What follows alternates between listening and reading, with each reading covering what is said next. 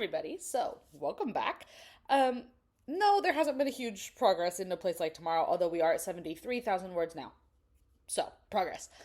But I realized after I did my other video talking about Cyprin and Jevin and then Valens and Eaton and Zephyr, I hadn't explained any of these characters to anybody other than my own brain.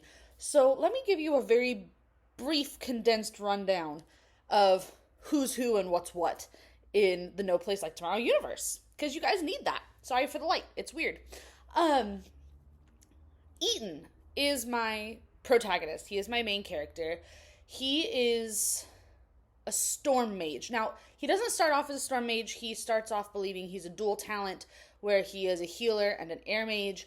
And then in the course of the story, he ends up bonding with Valens, so they share immortality. They become a bonded pair, a dragon rider pair, although I don't call it a dragon rider pair in my book.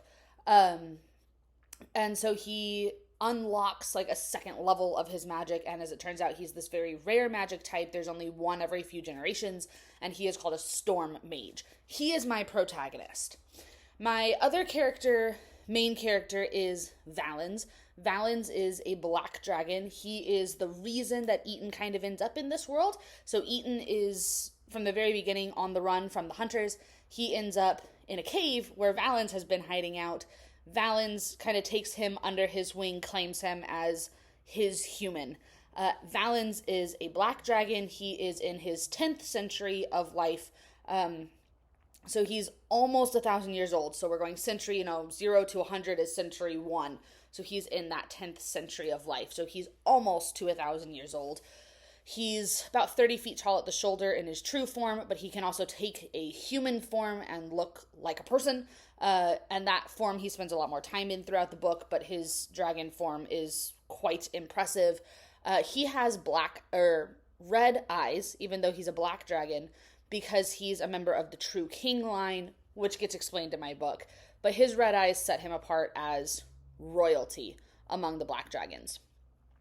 So those are my two primary characters. Secondary to them, I have Zephyr. Zephyr is a female purple dragon. She has feathers, so she has scales like a normal dragon would, but then around her head, on her wings, on the tip of her tail, and some tufts kind of on the back of her ankles, like how horses would have feathers. She has actual feathers, bird-like feathers. Because her wings are feathered, she is able to fly upside down. She can spread those wings, spread those feathers on her wings and allow herself to fly upside down. It's a unique trait. Only the purples who have feathers can do it. Not every purple dragon has feathers. The feathered purple dragons are a subtype. So Zephyr is part of that subtype, and her feathers range from kind of a violet, light, pastel-y purple to a really deep, dark, almost blue purple. She's very, very pretty, very, very fiery. Zephyr. Then I have Cyprin and Jevin. They are a bonded pair. Cyprin is Valens' son. He is in his 3rd century of life, so he's not a full adult yet. He's still considered kind of young adult juvenile. Black dragons are not considered full adults until their 5th century of living. So Jevin being in his 3rd, he's a young adult. He's not a full-grown adult. He doesn't have all the abilities and magics that his father has yet. He won't gain all of those traits until his 5th century. He won't be full-grown until his 5th century. But after their 1st century, dragons grow up pretty fast and mature pretty fast.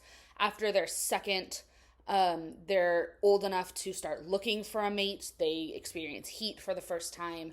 And then in their 3rd century, usually they find a mate.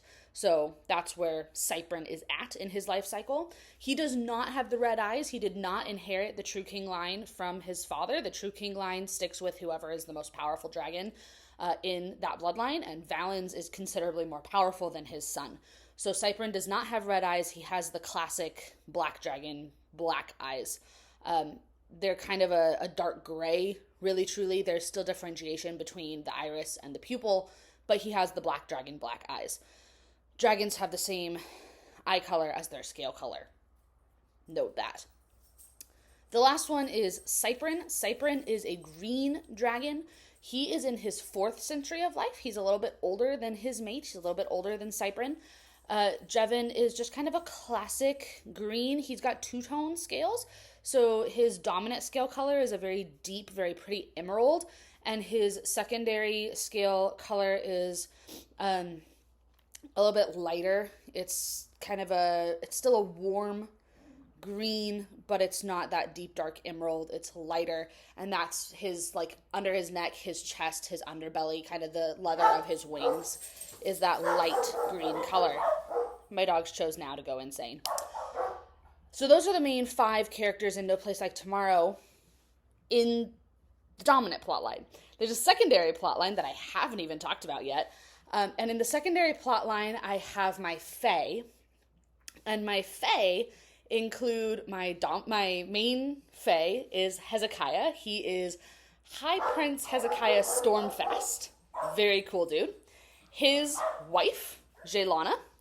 His dad, who has no name because his dad is a turd and I hate him, so he will never have a name. He's just King Stormfast.